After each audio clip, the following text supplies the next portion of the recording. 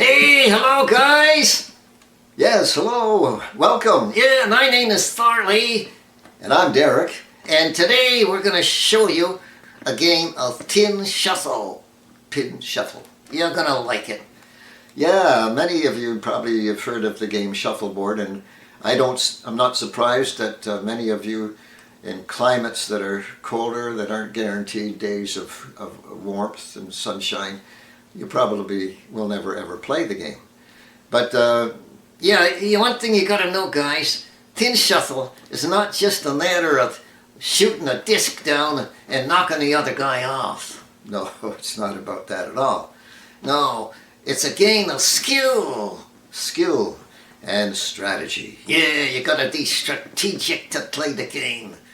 And this game, the game of Pinshuffle, is a game to help you develop your skills. Yeah, that's really good for that. And I'll just briefly tell you how it works. And they use a 10 pin to put on the court, and you've got to try to get and hide behind the 10 pin. Yeah, and then if you don't get the drift right, then you might knock it over. Well, that's part of the skill of a game is you have to understand that every court has got its own drift, and some drifts will work for you, and you'll get behind something that you wouldn't be able to otherwise. Yeah. And so this will help you develop those skills. So the idea then is you got to get behind the pin, Get behind the 10. and you got to watch you don't knock it over. Yeah, you don't want to knock it over because then you lose 10 points. You'll lose 10 points. And so the game will continue on until you reach 75. You each take your turn. You shoot first and your opponent shoots next. You've got to get to 65 to first. Yeah, 65 first. Once you get to 65, then the only discs that will count is the 10. The 10, yeah, you got to get the 10 to win. Once you get to 65, your opponent then has to show some skill and strategy. Yeah, because he's got to make sure you don't get the 10 and win. And meanwhile, he can maybe catch up to you by he puts maybe something up to block you from getting your 10, and then his next disc he can get in and score some points. Yeah, and catch up to you. That is a fun game. So anyway, you're going to want to watch this to its climactic end. I said they're going to want to watch this to its climactic end. Climactic. What does that mean?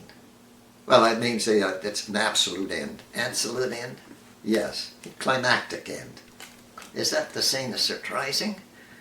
Well, yeah, it could be surprising, yes. How about superb? Well, superb, I guess you could use that word too, yeah. Why didn't you say it? Why didn't you just say you got to watch it to its surprising, superb end? Why didn't I say it? I asked you first. I didn't say it because it didn't come to my mind. What came to my mind was climactic.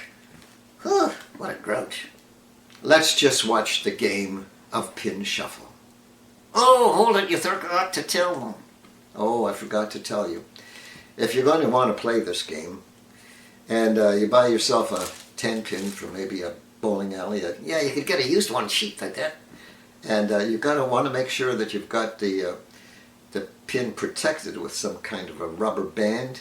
Maybe you could get a belt from a vacuum repair center or something like that. You need something that will go around the perimeter of the pin, right where it's going to fall.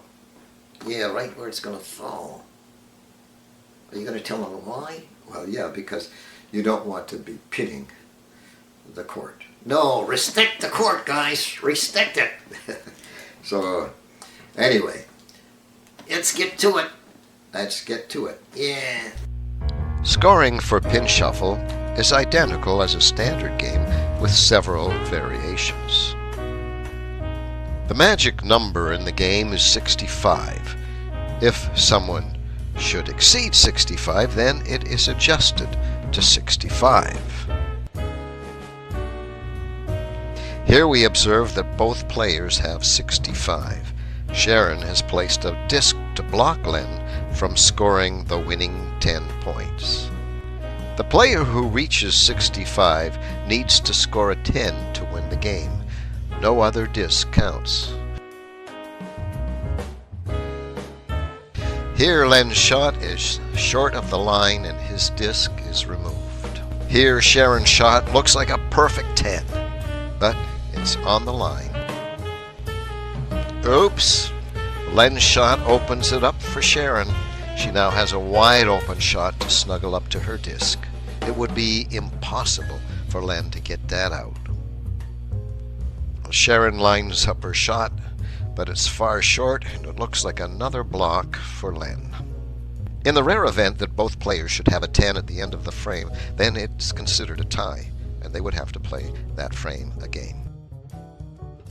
Oops! Len's shot knocks the top blocking disc out of the way, giving Sharon another opportunity. Sharon tries, but misses her shot.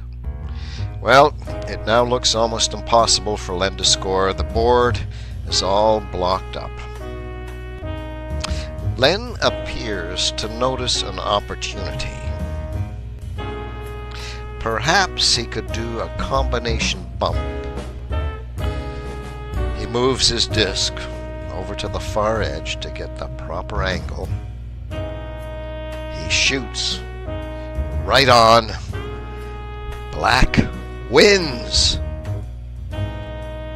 Yellow loses, of course, because the disc is on the line.